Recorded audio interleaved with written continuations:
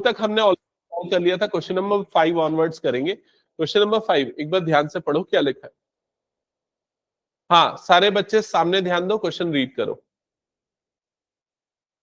A die marked 1, 2, 3 in red, 4, 5, 6 in green is tossed. Let A be the event, the number is even. B be the event, the number is red. Are A and B independent events? तो पिछली class में कौन कौन बच्चे absent थे ये बताओ, पहले हाथ उठाओ, कौन कौन अब्सेंट थे? शांभवी, बाकी सारे प्रेजेंट थे। हाँ, इंडिपेंडेंट इवेंट्स क्या होता है बताओ। मैथमेटिकल डेफिनेशन क्या है उसकी? कौन सी मैथमेटिकल इक्वेशन होती है जो ये प्रूव करती है कि कोई भी दो इवेंट्स इंडिपेंडेंट है?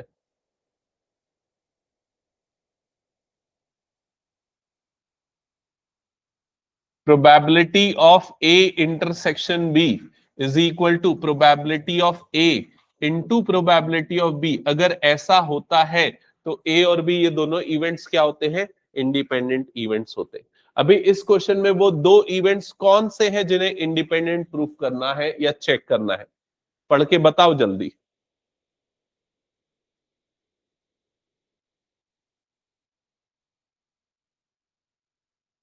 बताओ जल्दी, कौन कौन से दो इवेंट्स है? इवेंट ए क्या है? इवेंट ए क्या है? इवेंट ए है इवन नंबर आना। और इवेंट बी क्या है बताओ जल्दी? नंबर क्या होना चाहिए? रेड होना चाहिए। अब इसके लिए हम सबसे पहले ए इंटरसेक्शन बी निकालते हैं। अच्छा ये बताओ, इवेंट ए के एलिमेंट्स क्या क्या होंगे वो एक बार देख के बताओ जल्दी से। इवेंट ए इवन नंबर, मतलब क्या क्या एलिमेंट आएंगे यहाँ पर? 2, 4, 6। इवेंट बी के एलिमेंट क्या क्या आएंगे? तो रेड से कौन कौन से मार्क्ड है? तो 1, 2, 3 ये तीनों किससे मार्क्ड है? रेड से। तो यहां पर क्या आ जाएगा? 1, 2, 3 आएगा। ये समझ में आया कि नहीं सबको? अच्छा, ए इंटरसेक्शन बी में क्या आएगा? ए इंटरसेक्शन बी मतलब दोनों कंडीशन होनी चाहिए। नंबर क्या होना चाहिए? इवन भी होना चाहिए, एंड क्या होना चाहिए? रेड भी होना चाहिए। तो इवन रेड वाले कितने नंबर है चेक कर लो, या दोनों का कॉमन क्या इंटरसेक्शन क्या देख लो। एक अकेला 2। क्या ये क्लियर हो गया? अब तीनों की प्रोबेबिलिटी निकालते हैं। सबसे पहले प्रोबेबिलिटी ऑफ ए निकालते हैं, मतलब कि नंबर का इवन होना, इस चीज की क्या प्रोबेबिलिटी है? डायस को रोल कर रहे हैं तो डायस को रोल करने में कितने आउटकम्स होंगे? 6। इवन नंबर आने की प्रोबेबिलिटी कितनी हो जाएगी? 3/6। तो इस चीज की प्रोबेबिलिटी कितनी हो गई? 3/6। प्रोबेबिलिटी ऑफ बी कितना होगा? अगेन वो भी कितना आ जाएगा? 3/6। Probability of A intersection B कितना होगा? इंटरसेक्शन भी सिंगल एलिमेंट है ना, 1/6। क्या ये क्लियर हुआ सभी को? अब चेक करो क्या ये वाली इक्वेशन वैलिड हो रही है कि नहीं इन दोनों इवेंट्स के लिए। प्रोबेबिलिटी ऑफ ए इंटरसेक्शन भी हमारे पास कितना आया? 1/6। और ये दोनों की प्रोबेबिलिटी कितनी आई है? 3/6 इंटू 3/6। क्या ये दोनों इक्वल होगा? नहीं होगा। तो क्या ये दोनों इवेंट्स इंडिपेंडेंट होंगे? नहीं होंगे। समझ में आ गया क्वेश्चन? ऐसा क्वेश्चन इंडिपेंडेंट इवेंट चेक करने का 1 मार्क के लिए आने का चांस रहता है। हटा दो इसको फिर मैं। चलो नेक्स्ट क्वेश्चन पे आते हैं। इसको तुम लोग खुद से सॉल्व करो और आंसर बताओ क्या होगा।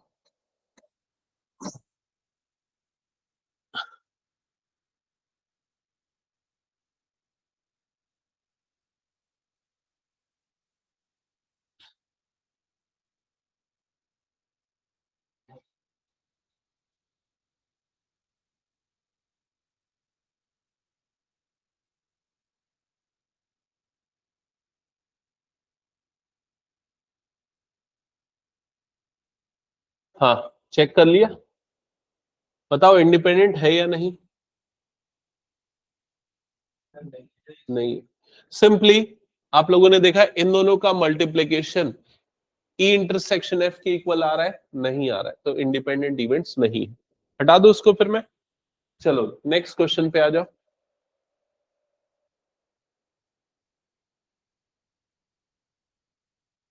प्रोबेबिलिटी ऑफ ए गिवन है, ए यूनियन बी गिवन है, और प्रोबेबिलिटी ऑफ बी गिवन है।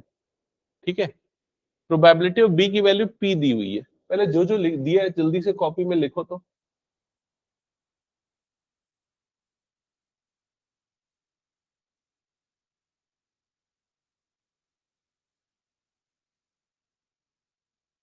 लिख लिया सबने? ये वाली चीज और आखिरी में प्रोबेबिलिटी ऑफ बी की जगह स्मॉल पी। अब फर्स्ट पार्ट में क्या बोल रहा है कि पी की वैल्यू निकालना है अगर इवेंट्स कैसे हो, म्यूचुअली एक्सक्लूसिव। किसको याद है म्यूचुअली एक्सक्लूसिव इवेंट्स किनको बोलते थे? जिसमें कोई कॉमन नहीं होता, जिसका इंटरसेक्शन का प्रोबेबिलिटी क्या आता है?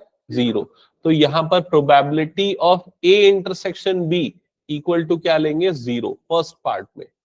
ठीक है, तो अब ये बताओ, आपको अगर प्रोबेबिलिटी ऑफ बी या स्मॉल पी की वैल्यू निकालनी तो कौन सा फॉर्मूला लगेगा? Probability of A union B equal to probability of A plus probability of B, और जो माइनस ये वाला आता है वो तो क्या हो गया? जीरो। तो सीधे सीधे इस फॉर्मूले में सारी वैल्यू रखो और आपको स्मॉल पी की वैल्यू मिल जाएगी। बताओ क्या आ रहा है?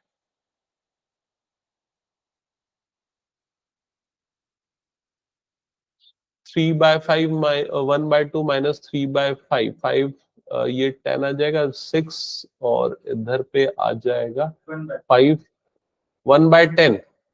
हाँ ठीक है, 1/10 आ गया सबका। सेकेंड पार्ट में बताओ क्या होगा इसका सही answer? Second part, second condition में क्या बोल रहा है? ए और बी दोनों कैसे इवेंट्स है? पढ़ो क्या लिखा है, इंडिपेंडेंट। तो इंडिपेंडेंट इवेंट के लिए कौन सी कंडीशन फॉलो करते हैं? Probability of A intersection B is equal to probability of A into probability of B, यही कंडीशन होती है। ठीक है, तो अब जो फॉर्मूला है ज्वाइंट प्रोबेबिलिटी का, probability of A union B का, वो फॉर्मूला ऐसा हो जाएगा, probability of A plus probability of B minus probability of A intersection B, और ए इंटरसेक्शन बी की जगह पे P of A into P of B लिख देंगे।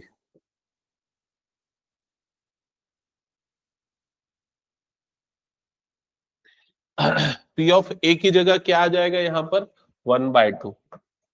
पी ऑफ बी की जगह पे आएगा पी, पी ऑफ ए की जगह पे 1/2, पी ऑफ बी की जगह पे स्मॉल पी, और ए यूनियन बी की प्रोबेबिलिटी गिवन है, कितनी गिवन है? 3/5 गिवन है। आगे सॉल्व करो, स्मॉल पी की वैल्यू मिल जाएगी। हाँ कुछ डाउट है?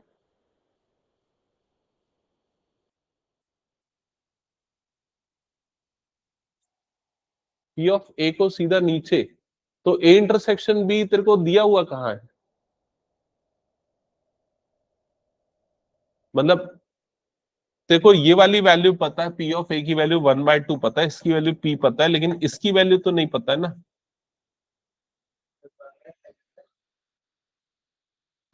ये आ जाएगा 3/5 minus 1/2 is equal to P minus p/2, मतलब कितना बन जाएगा? ये p/2।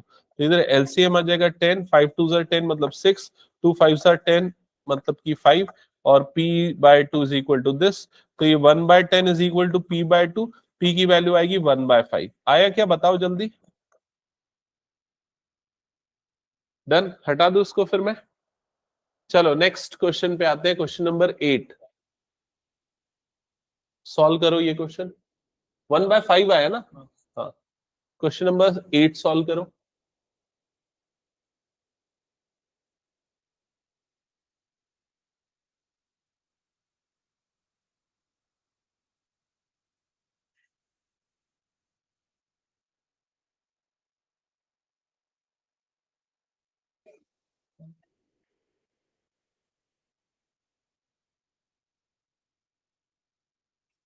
Probability of A given है, प्रोबेबिलिटी ऑफ बी गिवन है, और क्या फाइंड आउट करना है? Probability of A intersection B. Question में दिया है ए और बी कौन से इवेंट्स है? इंडिपेंडेंट इवेंट्स है। तो इंडिपेंडेंट इवेंट्स के लिए क्या कंडीशन होती है?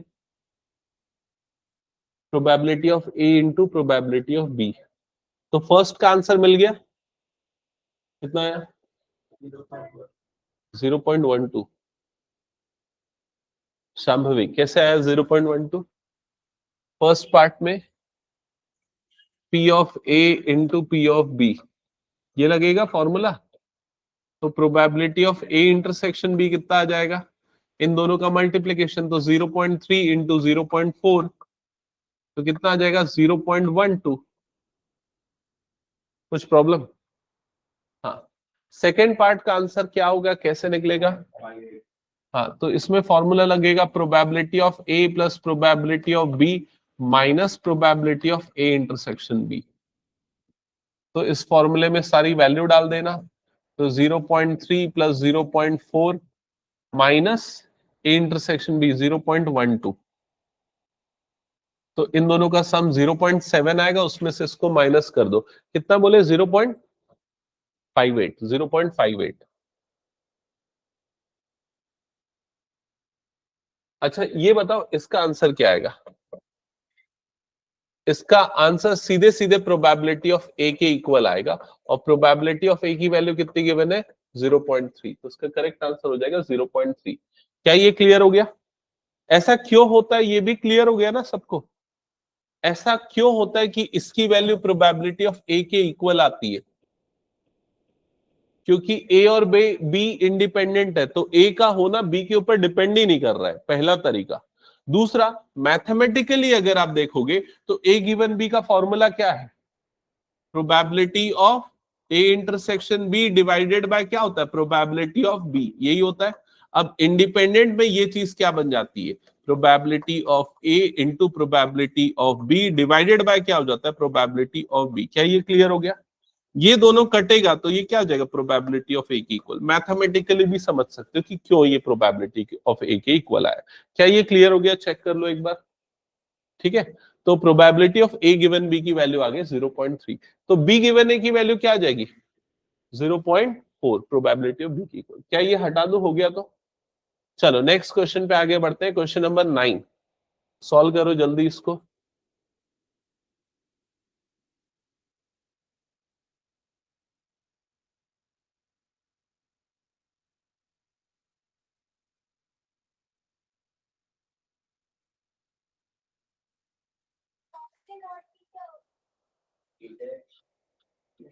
यस, तो इसका सही जवाब होता है probability of A dash intersection B dash. ठीक है, और ये कैसे निकलता है ये हमने पिछली क्लास में डिस्कस किया था। याद है तो ठीक है, नहीं याद है तो सुन लो। इसको ऐसा लिख सकते हो, ए यूनियन बी का होल डैश, जिसको आप लिख सकते हैं 1 minus probability of A union B. समझ में आया? ठीक है, अगर इसको ऐसा समझ नहीं पाते हो तो दूसरा तरीका है, आप वेन डायग्राम का यूज करके इसको फॉर्मूला खुद से बना सकते हो। ठीक है, तो ये बी, ए डैश मतलब ए के बाहर, बी डैश मतलब बी के बाहर, इंटरसेक्शन मतलब दोनों का कॉमन। तो ए के बाहर बी के बाहर दोनों का कॉमन कौन सा रीजन आएगा? ये वाला रीजन आएगा, जो कि इस तरह से है। क्या ये क्लियर हो गया? ठीक है, तो ये पूरे रीजन की प्रोबेबिलिटी निकालने के लिए 1 में से अंदर वाले को माइनस कर देंगे। करो सॉल्व फर्दर इसको। आ गया क्या फर्स्ट पार्ट का answer?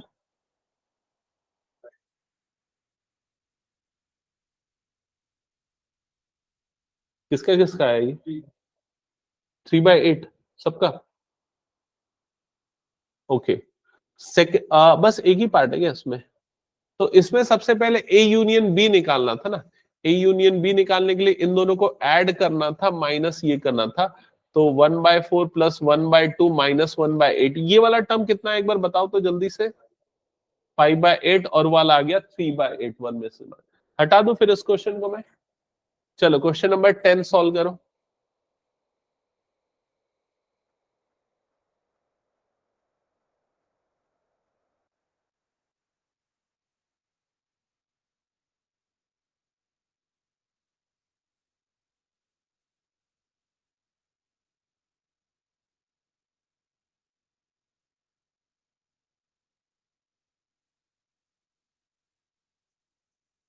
Probability of A, probability of B given है। ये तीसरी चीज क्या है समझ पा रहे हो क्या?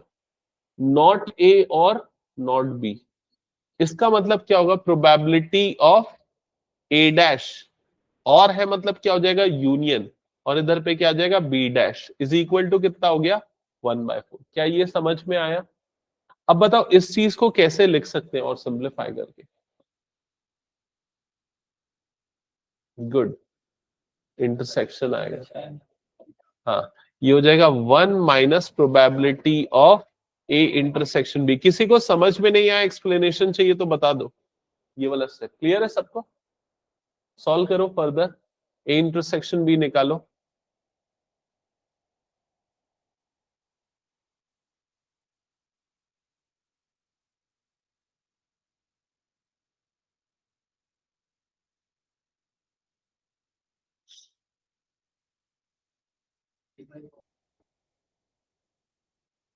ए इंटरसेक्शन बी 3/4 आया। ठीक है, अभी क्या करना है क्वेश्चन में वो पढ़ो। इंडिपेंडेंट, ये आया क्या बताओ जल्दी से। ए इंटरसेक्शन बी का वैल्यू 3/4।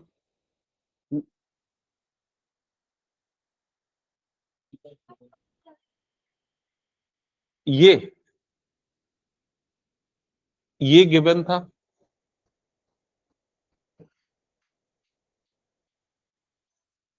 इसका मतलब होता है 1 minus probability of A intersection B, that is 1/4। 1/4 इधर जाएगा, ये इधर जाएगा, तो 1 माइनस 1/4, तो वैल्यू कितना आ जाएगा? क्या ये आ गया सभी का? बताओ इंडिपेंडेंट है या नहीं? नहीं। क्यों नहीं है? क्योंकि probability of A into probability of B का वैल्यू क्या आ रहा है? 7/24। ये दोनों वैल्यू सेम नहीं आ रहा है, दैट्स वाई ये दोनों इंडिपेंडेंट नहीं है। हटा दो इसको फिर मैं। चलो नेक्स्ट क्वेश्चन पे आओ, सॉल्व करो इसको।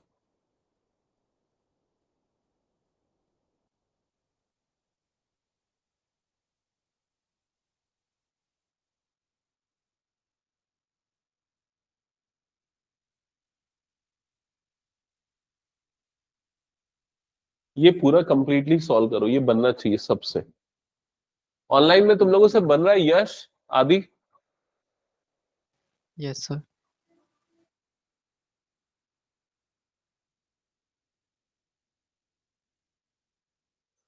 प्रोबेबिलिटी ऑफ ए गिवन है, प्रोबेबिलिटी ऑफ बी गिवन है, और ए और बी कौन से इवेंट्स है? इंडिपेंडेंट इवेंट्स है।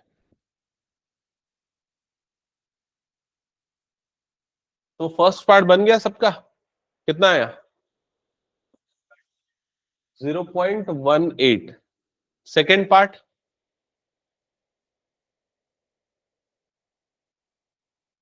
फर्स्ट पार्ट का आंसर आया 0.18। सेकेंड पार्ट का आंसर क्या आया? A and not be. अच्छा एक चीज ध्यान से सुनना, सारे बच्चे थोड़ा ध्यान दो इधर। हमने क्या देखा अभी? एक प्रॉपर्टी देखी कि अगर ए और बी इंडिपेंडेंट है तो ए इंटरसेक्शन बी की वैल्यू क्या होगी? Probability of A into probability of B के इक्वल होगी। ये हमने डिस्कस किया अभी। क्या बताओ ये चीज भी ट्रू होगी क्या? अगर A dash intersection B dash की value probability of A dash into probability of B dash इसके इक्वल होगी क्या, अगर ए और बी इंडिपेंडेंट है तो? ये भी होगा। अगर ये दोनों इंडिपेंडेंट है तो ए डैश और बी डैश भी आपस में क्या हो जाएंगे? इंडिपेंडेंट हो जाएंगे। और ये वाली प्रॉपर्टी भी यहां पर ट्रू होगी। अब ऐसा क्यों होगा इसका प्रूफ हम चाहे तो कर सकते। कैसे कर सकते मैं ये बता दूं। यहां पर प्रोबेबिलिटी ऑफ ए डैश को हम क्या लिख सकते हैं? 1 minus probability of A. Probability of B dash को क्या लिख सकते हैं? 1 माइनस प्रोबेबिलिटी ऑफ बी। और इस तरीके से सिंप्लीफाई करके उस प्रूफ को कर सकते हैं। बट सीधे सीधे आप प्रॉपर्टी को नोट डाउन कर लो, वो ज्यादा यूज होगा, वो अप्लाई होगा। ठीक है। वेन डायग्राम में कैसे दिखेगा? अगर देखो वेन डायग्राम में हम इस चीज को दिखा सकते हैं, ये वाले प्रोडक्ट को दिखा पाना पॉसिबल नहीं है। ठीक है। अगर A dash intersection B dash है तो ए डैश मतलब ए के बाहर, बी डैश मतलब बी के बाहर, मतलब ये, और दोनों का कॉमन, दोनों का कॉमन मतलब ये वाला पोर्शन आ जाएगा।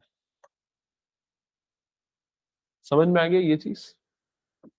तो नोट करके लिख लेना, नोट करके लिख लो। If A and B are independent events, if A and B are independent events, independent events, then a intersection b will be this, a dash intersection b dash will be this. Next, probability of a dash intersection b will be इसकी value क्या होगी, probability of A dash into B. Pattern को match करो और बताओ, probability of A dash into probability of B. Similar way में probability of A into intersection B dash की value क्या हो जाएगी, probability of A into probability of B dash. ठीक है, तो हमने मेन फॉर्मूला ये वाला पढ़ा था, और ये सारे उसी से एसोसिएटेड और इंपॉर्टेंट फॉर्मूले हैं। ये कौन सी कंडीशन में, जब इवेंट्स कैसे हो, इंडिपेंडेंट हो। क्या ये क्लियर हो गया सबको? हाँ, तो अब बताओ सेकेंड पार्ट का आंसर कैसे निकालोगे। तो सेकेंड पार्ट का आंसर निकालने के लिए आप इसको लिखोगे probability of A intersection B dash, और फिर इसकी वैल्यू हो जाएगी probability of A into probability of B dash. Probability of A की वैल्यू 0.3 और इसकी वैल्यू 0.4, तो इसका आंसर आएगा 0.12। क्या ये हो गया सबका? हाँ, थर्ड पार्ट का आंसर बताओ क्या होगा।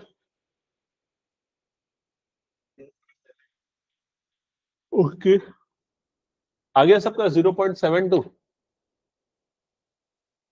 Probability of A union B, fourth करो जल्दी।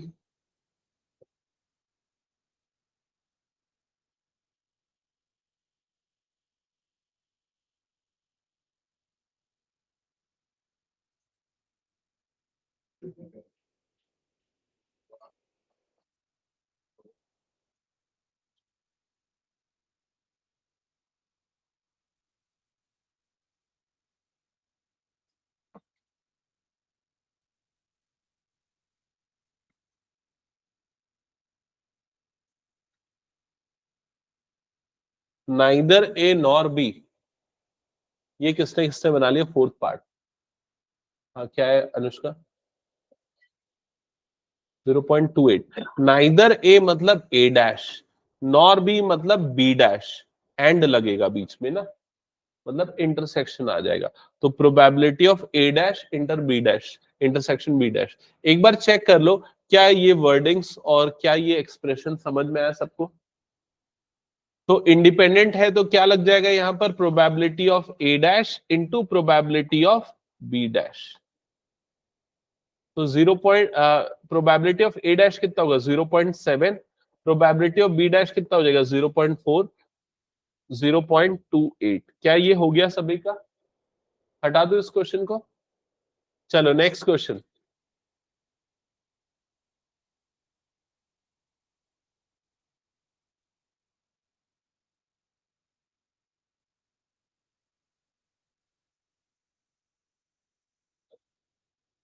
पढ़ लिया सबने क्वेश्चन? तो क्या लिखा है बताओ। एक डैश को 3 बार रोल कर रहे हैं और किस चीज की प्रोबेबिलिटी निकालनी है, getting an odd number at least once, कम से कम एक ऑड नंबर की प्रोबेबिलिटी निकालनी है। अब मैं एक स्टेटमेंट बोल रहा हूं, तुम लोग उसकी प्रोबेबिलिटी निकालना। Probability of getting no odd number plus probability of getting at least one odd number is equal to कितना होगा? या दूसरे टर्म्स में पूछता हूं, ये बताओ, probability of getting 0 odd number plus probability of getting 1 odd number plus probability of getting 2 odd number, कितने बार टॉस कर रहे हैं हम? तो मैक्सिमम कितने ऑड आ सकते हैं, 3 ऑड। तो इन सब की प्रोबेबिलिटी का सम कितना होगा? Probability of getting 0 odd number, probability of getting 1 odd, probability of getting 2 odd, probability of getting 3 odd. मैंने 4 अलग अलग इवेंट डिफाइन किए हैं। ये चारों इवेंट्स कौन से टाइप के इवेंट्स हैं? ये एग्जॉस्टिव इवेंट्स है। याद है एग्जॉस्टिव इवेंट्स किनको बोलते थे? जिनके यूनियन को लेने पे हमें क्या मिल जाता था, सैंपल स्पेस। अगर आप डायस को रोल करोगे तो क्या मिलेगा, या तो 0 ऑड मिलेगा, या 1 मिलेगा, या 2 मिलेगा, या 3 मिलेगा, यही तो पॉसिबिलिटी होगी। अदर देन दिस और कुछ पॉसिबिलिटी होगी क्या? नहीं। तो इन सब को मिलाने पे पूरा सैंपल स्पेस बच जाता है। तो इन सब की प्रोबेबिलिटी का सम कितना आएगा? कॉमन सेंस वाला क्वेश्चन पूछ रहे हो यार, नहीं समझ पा रहे हो। 1 आएगा। 8 कौन बोल रहा है? 8 कहां से 8 आ जाएगा?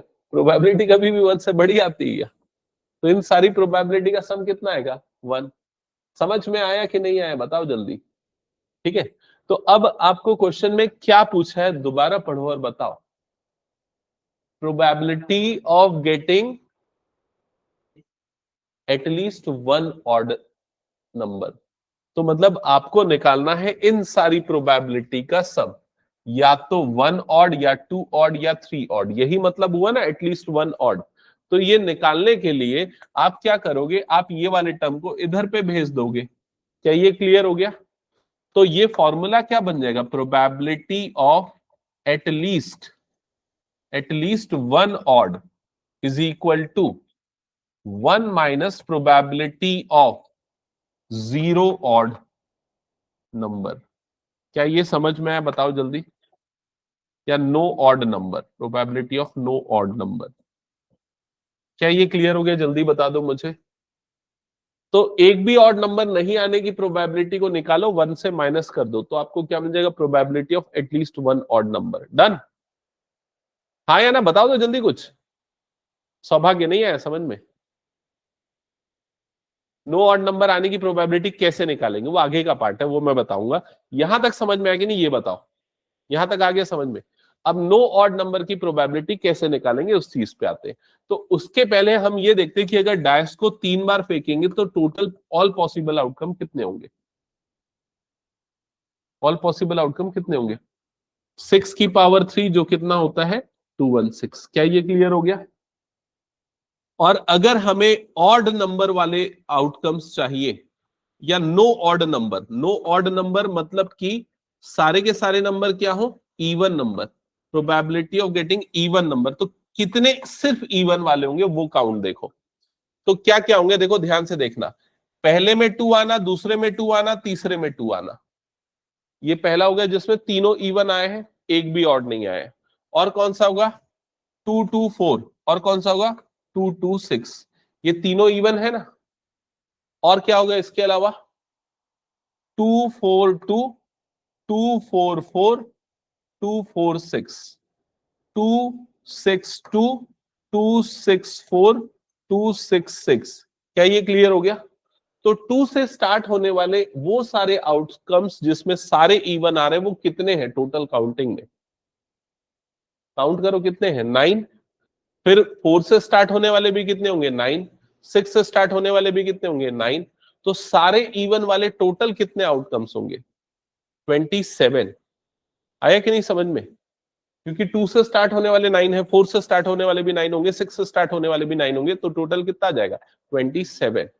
तो ये वाला जो काउंट आएगा जिसमें सारे इवन आ रहे हैं वाला काउंट कितना हो जाएगा? 27। अगर आपको ये तरीका पसंद नहीं आया तो एक और तरीका बताओ, एक और तरीका समझो। इस तरीके में हम यूज करेंगे परम्यूटेशन कॉम्बिनेशन का। क्या हो गया? ये भी पसंद नहीं है? ठीक है, चला लो अब इसको। ठीक है, अब यहां परम्यूटेशन कॉम्बिनेशन का यूज करेंगे। 3 खाली जगह हो गई, इसको भरने के लिए कितने ऑप्शन है? तो ये वाली प्लेस को फिल करने के लिए 3 ऑप्शंस है ना, क्योंकि 3 इवन नंबर्स है। दूसरी प्लेस को फिल करने के लिए अगेन 3 ऑप्शंस, तीसरी प्लेस को फिल करने के लिए अगेन 3 ऑप्शंस। तो 3 इंटू 3 इंटू 3 मतलब कितना हो गया? 27। तो ये कितना आ जाएगा? 27।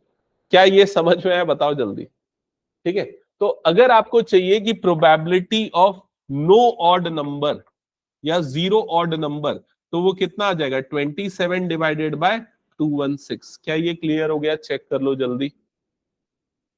ठीक है, तो यहां पर ये कितना आ जाएगा? 1 माइनस 27 अपॉन 216। क्या ये क्लियर हो गया? ठीक है, और जिसको फर्दर सॉल्व करोगे तो कितना आ जाएगा? ये 216 और इधर पे आ जाएगा 216 माइनस 27। और फिर डिफरेंस कितना आएगा बताओ जल्दी? 189 बाय 216, 189 बाय 216। और फर्दर सिंप्लीफाई करो, 3 से कट जाएगा।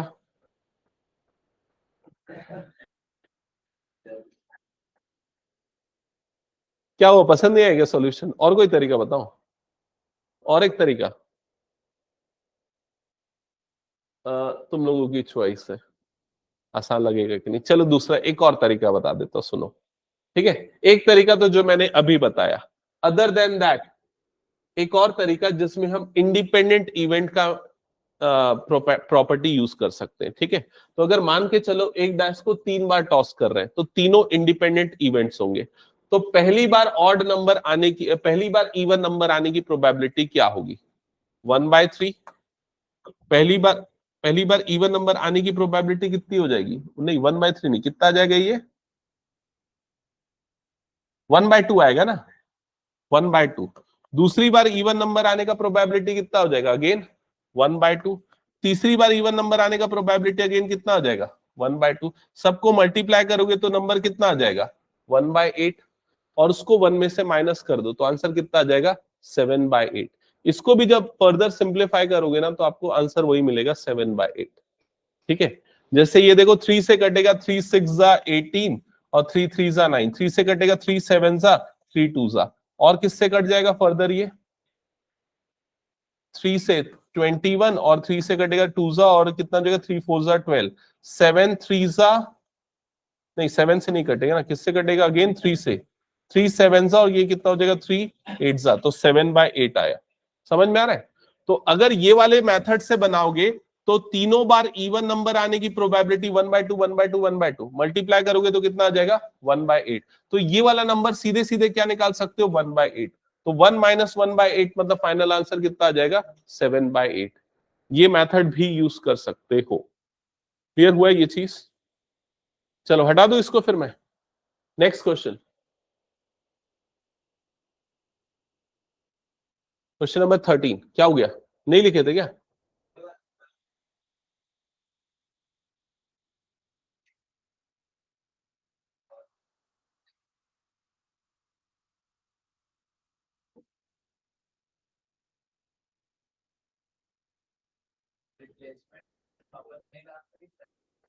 वापस डालते हैं विथ रिप्लेसमेंट।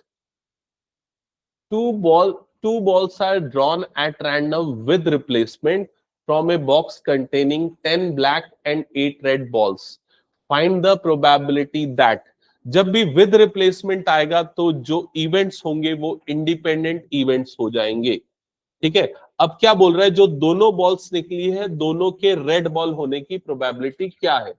तो पहले बॉल के रेड निकलने की क्या प्रोबेबिलिटी होगी बता दो? 8/18। तो 8/18 बोला ना, समझ में आया कि नहीं? 8/18। दूसरे बॉल के रेड निकलने की क्या प्रोबेबिलिटी होगी?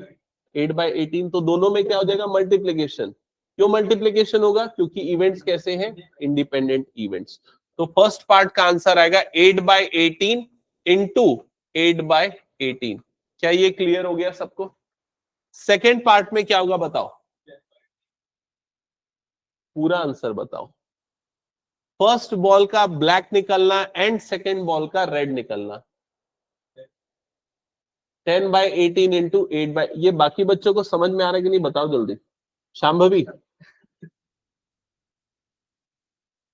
और किसी को जिसको समझ में नहीं आ रहा है? बाकी सबको आ रहा है? ठीक है, बाकी थर्ड सॉल्व करो। इधर पे ध्यान दो, ये बॉक्स हो गया, उसमें कितने कितने बॉल्स है? 10 ब्लैक बॉल्स है, 8 रेड बॉल्स है। ठीक है, इसमें 2 बॉल्स निकाल रहे हैं एक एक करके। बॉल निकालते हैं विद रिप्लेसमेंट लिखा है, मतलब बॉल को वापस इसके अंदर डाल दे रहे हैं। क्या ये क्लियर हो गया? तो अगर मान के चलो पहला बॉल हमने निकाला तो उसके ब्लैक होने की क्या प्रोबेबिलिटी होगी? तो ब्लैक होने की प्रोबेबिलिटी हो जाएगी 10/18। क्या ये क्लियर हो गया? जो बॉल निकाला उसको वापस अंदर डाल दिया तो वापस उतने ही बॉल्स हो गए। अब हम दूसरा बॉल पिक कर रहे हैं तो दूसरे बॉल के रेड निकलने की क्या प्रोबेबिलिटी होगी? तो ये आ जाएगा 8/18। क्लियर हो गया ये चीज? इन दोनों को मल्टीप्लाई कर दो बस, और कुछ नहीं करना है। थर्ड पार्ट में क्या आ रहा है बताओ answer? One of them is black and other is red. ये किसने किसने सॉल्व कर लिया? हाँ, 20/18 सिंप्लीफाई करके बता रहे क्या? 20/81। ये आ जाएगा 5 4 नहीं, गलत है। सेकंड का और थर्ड का सेम आएगा बोल रहे हो? नहीं, ये ऐसा नहीं होगा।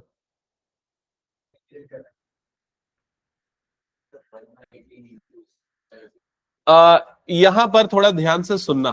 अगर मान के चलो ये बॉक्स है, आपके पास 10 ब्लैक और 8 रेड बॉल्स है, ठीक है। आप सबसे पहले एक बॉल निकाल रहे हो, इसमें बोल रहा है one of them is black another one is red, है ना। तो इसमें दो तरीके से हो सकते हैं, सामने ध्यान दे इधर। दो तरीके से हो सकता है पहले ब्लैक मिले फिर बाद में रेड मिले, या हो सकता है पहले रेड मिले बाद में ब्लैक मिले। ये दो पॉसिबिलिटी हो सकती है। तो पहले ब्लैक और बाद में रेड निकलने की क्या प्रोबेबिलिटी होगी? तो पहले ब्लैक निकलने की प्रोबेबिलिटी हो जाएगी 10/18, और वापस रिप्लेस कर रहे हैं मतलब दूसरे वाले रेड निकलने की कितनी हो जाएगी? 8/18। क्या ये समझ में आ गया? और इसकी क्या प्रोबेबिलिटी होगी? पहला रेड निकलने की प्रोबेबिलिटी कितनी हो जाएगी? 8/18 इनटू दूसरा ब्लैक निकलने की कितनी हो जाएगी? 10/18। क्या ये क्लियर हो गया? ये दोनों प्रोबेबिलिटीज को अब यहां पर हम सम करेंगे। क्यों सम करेंगे? बिकॉज आइदर दिस और दिस, ये दोनों में से कोई एक केस होगा ना, तो इसलिए ये दोनों प्रोबेबिलिटी का सम हो जाएगा। ठीक है। याद है हम लोग कॉम्बिनेशन में करते थे इस टाइप के क्वेश्चन, जब आता था वो गर्ल्स और बॉयज वाले थे ना। अगर टीम सेलेक्ट करनी है तो या तो 3 बॉयज 4 गर्ल्स या 4 गर्ल्स 3 बॉयज, ये अलग केसेस बनते थे। तो वैसे यहां पर भी वही है, या तो पहला ब्लैक दूसरा रेड वाली प्रोबेबिलिटी होगी, या तो पहला रेड और दूसरा ब्लैक वाली प्रोबेबिलिटी। दोनों प्रोबेबिलिटी को निकालो और उसको क्या कर दो? सम कर दो। ठीक है, तो उसको नोट कर लो ध्यान से।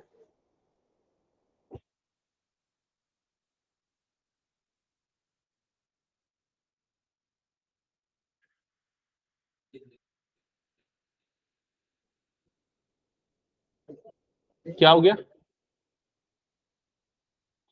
ऊपर वाले का जो भी आएगा उसका डबल हो जाएगा, क्योंकि ये दो बार सेम टर्म ऐड हो रही है ना। तो ऊपर वाला कितना रहता है? 20/81, तो ये आ जाएगा 40/81। ऊपर वाला आ रहा था 20/81, ये आ जाएगा 40/81। प्रोबेबिलिटी के क्वेश्चन में क्या अच्छी चीज है पता है और क्या खराब है? हर किसी को लगता है ये बन जाएगा, ठीक है। खराब क्या है कि बनता गलत है बहुत सारे लोगों का।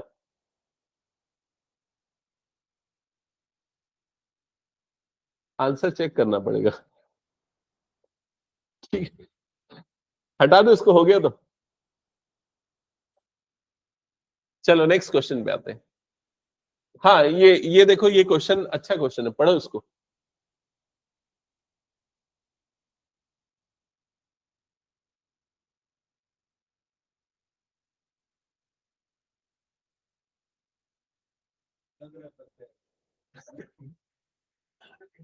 अब सब अपना आंसर निकालो, उसमें क्या क्या आता है।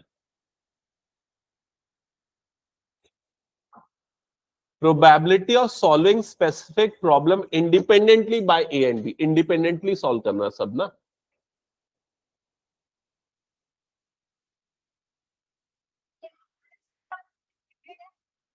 हाँ,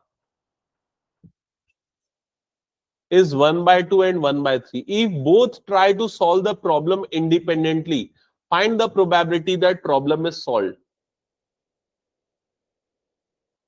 चलो सब अपने आंसर निकालो और इंडिपेंडेंटली निकालो, मतलब दूसरे से मैच मत करना, और देखते हैं क्या आया आपका आंसर।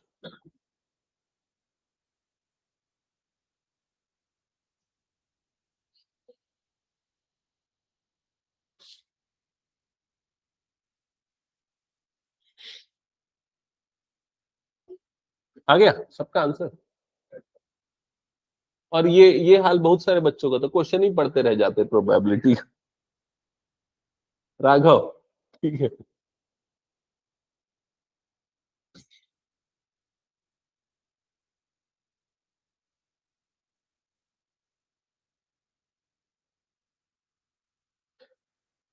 मैं जब 2013 में रायपुर वापस आया था ना, तो उस समय कॉलेज में पढ़ाने पढ़ाने के लिए, तो उस समय ना यहाँ कॉलेज में एक नया सिलेबस आया था, नया पैटर्न चल रहा था।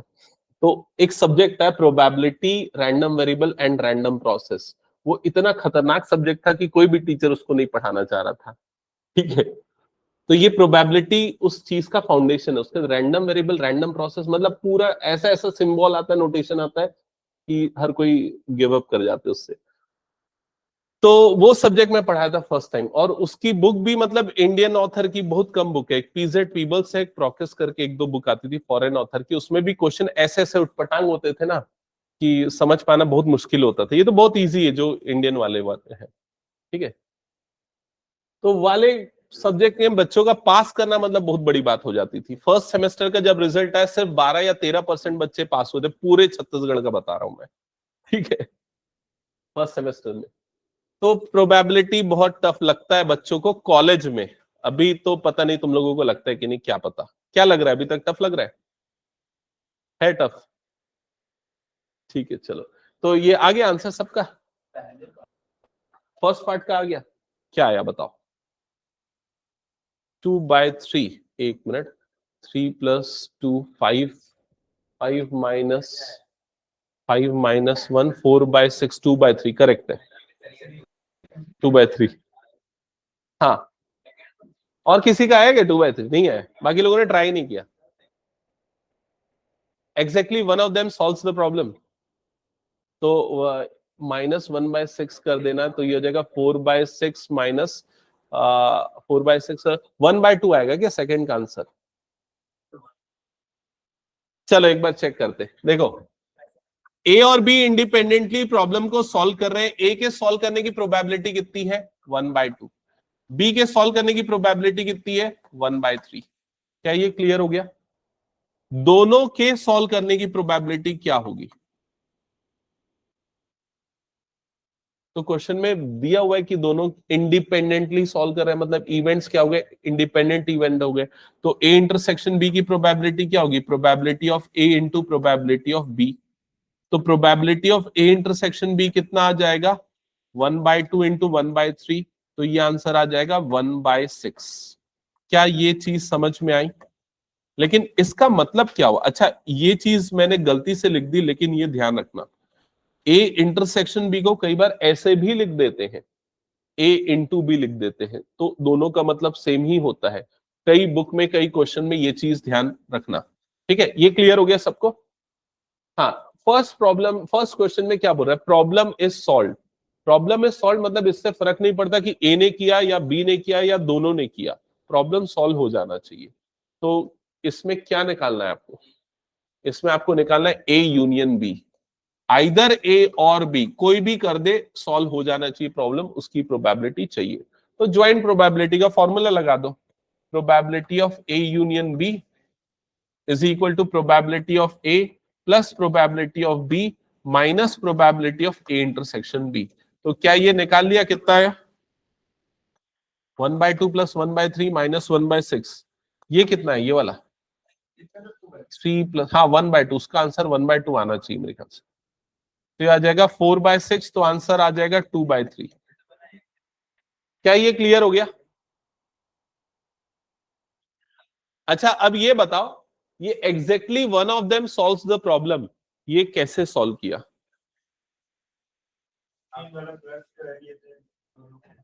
हम्म हम्म ठीक है, मैं एक तरीका बताता हूं, वो शायद ज्यादा आसान लगे तुम लोगों को। इसके लिए वेन डायग्राम का यूज करो, वेन डायग्राम का यूज करो। अब देखो, वेन डायग्राम में तुम लोगों को कौन कौन सी चीजें पता चल गई? Probability of A union B पता चल गया। ए यूनियन बी मतलब दोनों में से सॉल्व होने की प्रोबेबिलिटी, मतलब ये पूरा, समझ गए ना, ये पूरा। इसमें से तुम लोगों को क्या निकालना है? Exactly one of them solves the problem. तो तुम लोगों को कौन सी चीज यहां पर माइनस करनी होगी? ये वाली चीज माइनस करनी होगी जिसमें दोनों प्रॉब्लम को सॉल्व कर रहे हैं। तो ये और ये वाला जो केस बच जाएगा, वो क्या होगा? Exactly one of them solves the problem. समझ में आया कि नहीं ये चीज? तो exactly one of them solves the problem के लिए probability of A union B में से क्या माइनस कर दो? Probability of A intersection B को माइनस कर दो। तो ए यूनियन बी कितना दिया हुआ था, कितना आया था हमारे पास? 2/3, माइनस कर दो 1/6। तो आंसर कितना आ जाएगा? इधर एलसीएम आ गया 6, 3 2 2 2 4, 4 - 1 3/6, आंसर कितना आ जाएगा? 1/2। नोटेशन कैसे लिखना, क्या चीज को? अच्छा वो बोलना चाह रहा है।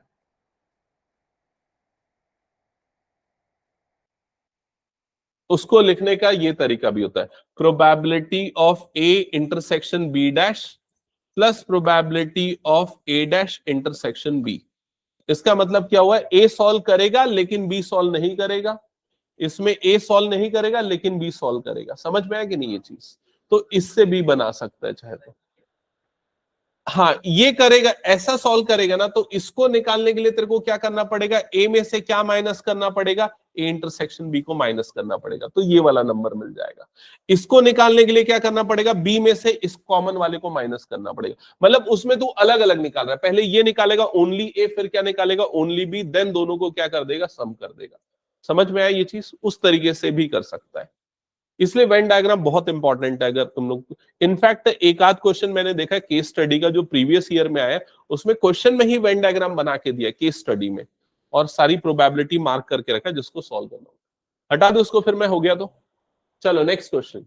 हाँ, कार्ड्स के बारे में स्ट्रक्चर पता है ना सबको? पता है? हम्म। कितने कार्ड्स होते हैं टोटल? 52। सबको पता है ना, 26 ब्लैक, 26 रेड, फिर टोटल 4 सूट्स होते हैं। रेड कलर में डायमंड होता है, हार्ट होता है, ब्लैक कलर में स्पेड होता है और क्लब होता है। 6 फेस कार्ड्स होते हैं, 6 नहीं 3 फेस कार्ड्स होते हैं एक सूट के, 3 4 12, टोटल 12 फेस कार्ड्स होते हैं। ठीक है, ये सारी चीजें। चलो अब क्वेश्चन पढ़ो, क्या लिखा है।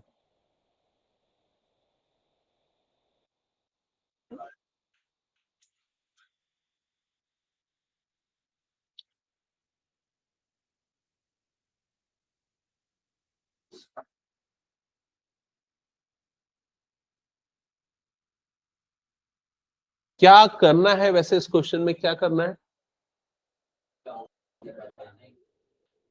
हाँ, इंडिपेंडेंट इवेंट्स है या नहीं, ई और एफ वो बताना है। और कैसे बताओगे कि इंडिपेंडेंट है या नहीं?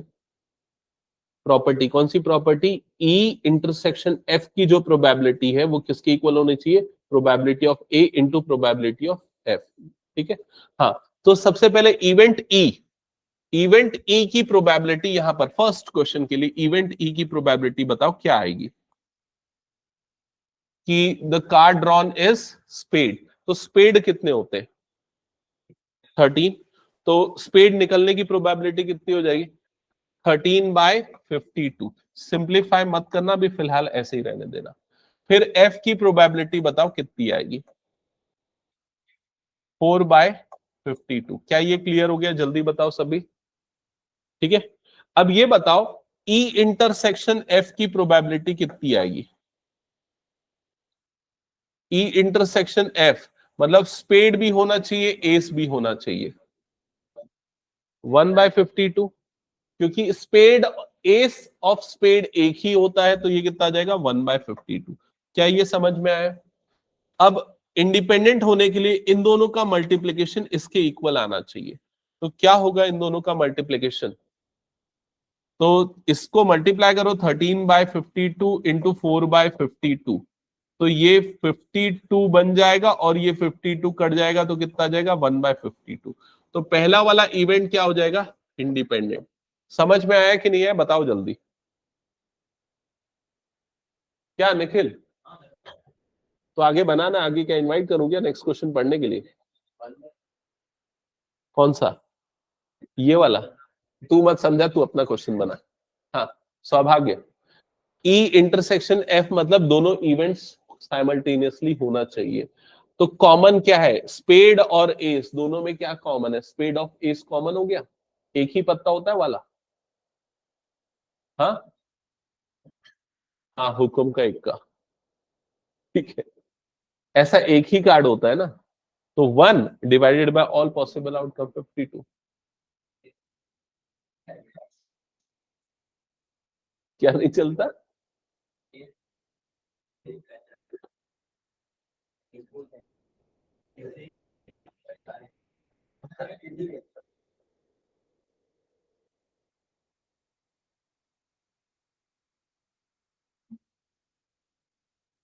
सेकेंड पार्ट,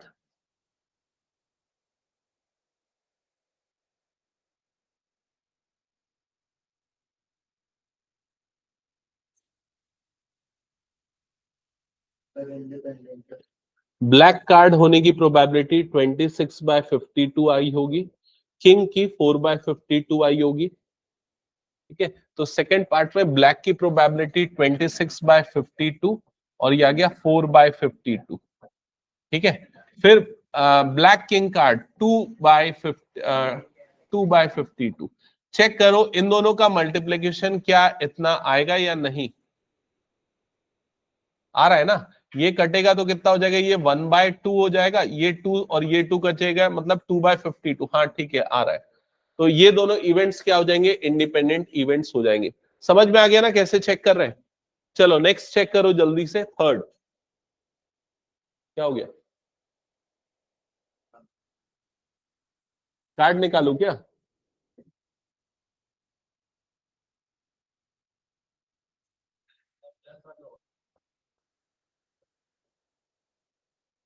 इवेंट ई में बोल रहा है किंग और क्वीन, तो किंग और क्वीन मिला के कितने हो जाएंगे, 8।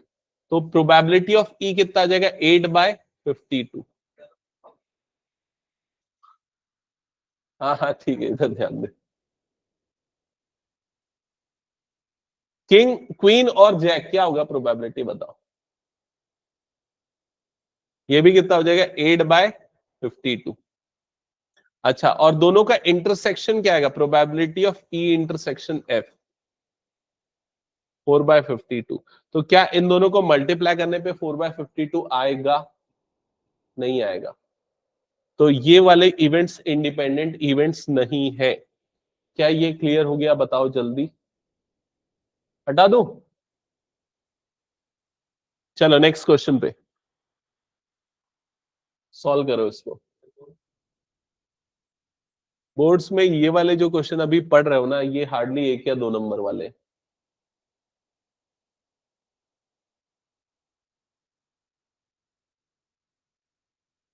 तो वो जो इवेंट्स है ना, वो दे देगा, फिर पूछ देगा म्यूचुअली एक्सक्लूसिव, म्यूचुअली एग्जॉस्टिव है, इंडिपेंडेंट है, ऑप्शन ऐसा भी बना सकता है। ओवरऑल प्रोबेबिलिटी 8 मार्क्स का, मैक्सिमम 8 मार्क्स, मिनिमम 6 मार्क्स।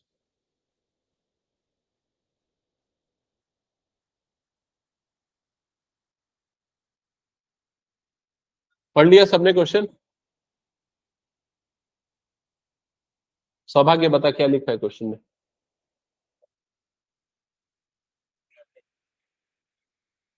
कितने परसेंट हिंदी वाले, कितने परसेंट इंग्लिश वाले, कितने परसेंट दोनों वाले। हिंदी वाले 60% है और इंग्लिश वाले 40% है और 20% दोनों वाले हैं। वेन डायग्राम से कर सकते हो।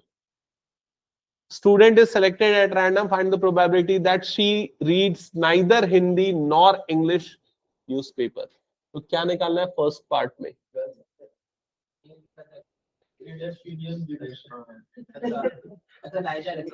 ये नहीं पूछा है क्वेश्चन में।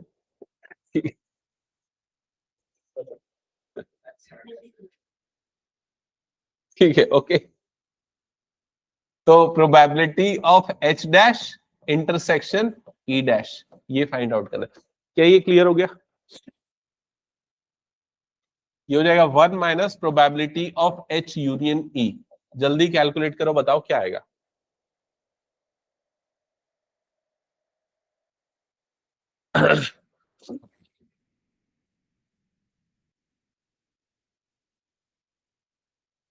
जल्दी बताओ।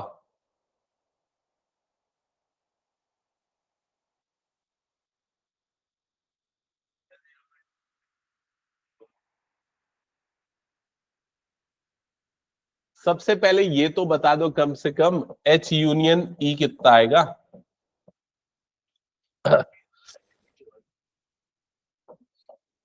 60% प्लस 40% माइनस 20%, ये समझ में है ना कैसे आया। कितना हो जाएगा ये 80%। अब इसमें से 80% माइनस कर दो तो कितना आ जाएगा 20%।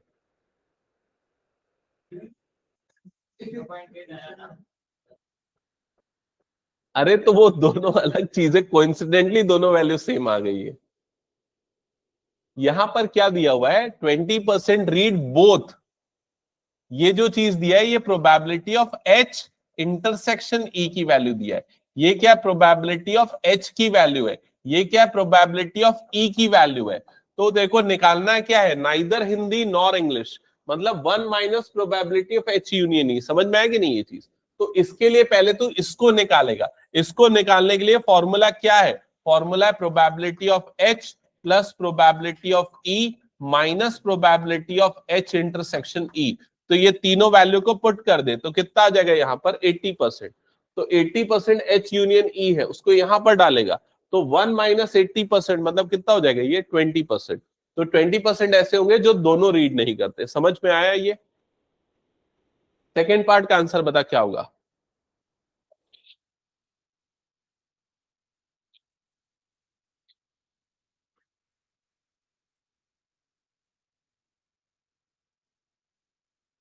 बताओ क्या निकालना है सेकेंड पार्ट में। If she reads Hindi newspaper find the probability that she reads English newspaper.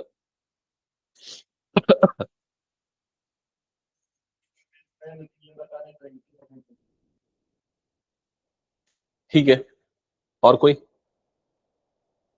हाँ शांभवी जागो और क्वेश्चन बनाओ।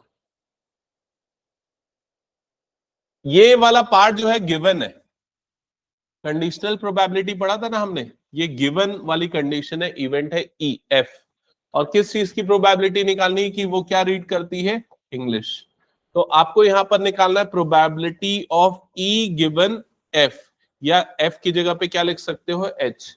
तो बताओ इसका फॉर्मूला क्या होता था, probability of E intersection H divided by probability of H.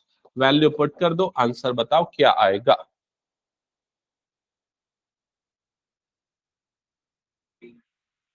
20% divided bye 60%, 1/3, 1/3 आया। थर्ड पार्ट का आंसर बताओ जल्दी।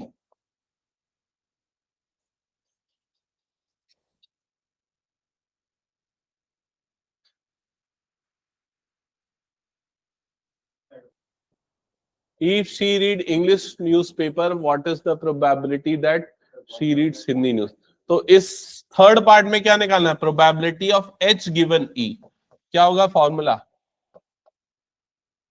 H intersection E divided by probability of E। कितना आएगा, 20% divided by 40%, so that will be equals to 1/2। हो गया, done, हटा दो।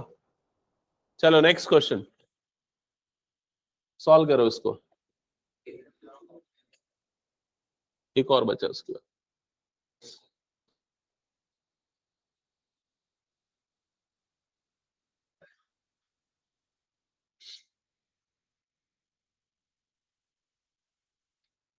The probability of obtaining an even prime number on each die when a pair of die is rolled।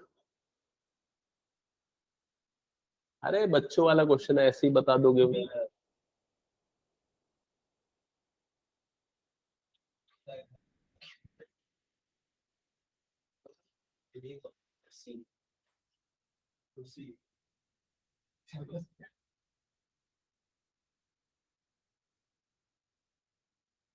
नहीं, और किसी का कोई और ऑप्शन बचा है? तुम लोगों के जीतने का चांस 50% है, बाकी जो।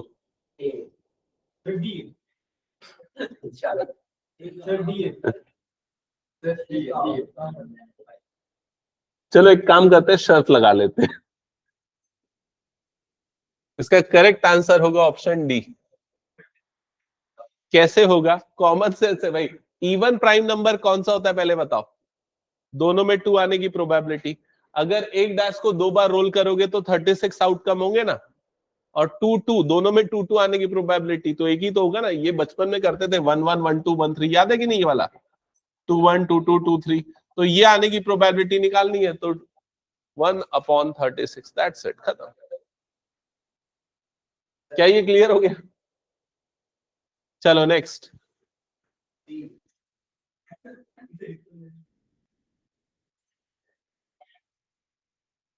जल्दी करो।